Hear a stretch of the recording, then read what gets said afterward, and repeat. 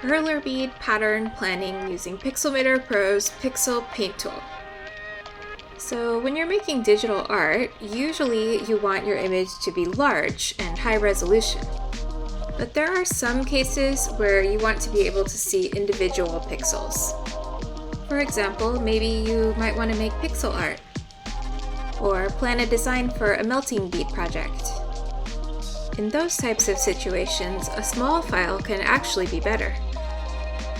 This video will focus on how you can use Pixelmator Pro to plan a perler bead project, but similar techniques can also be used for making pixel art. So let's get started.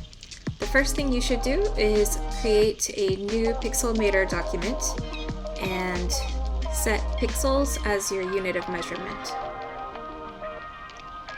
If you're planning to use the small size square pegboard, set your dimensions to 14 by 14 pixels. And if you'll be using the large square pegboard, set the dimensions to 29 by 29 pixels. Now this is a very tiny file, so you're going to have to zoom in to be able to see it. You can use Command plus to zoom in, or Command 0 to fit to screen.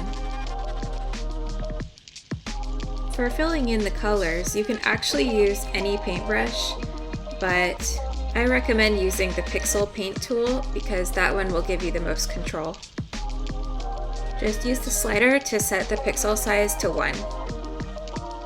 And for this technique, tapping to fill each pixel will work better than painting in strokes. So just fill in all the squares. Each pixel represents one bead. And once your plan is complete, you can start making your design using melting beads.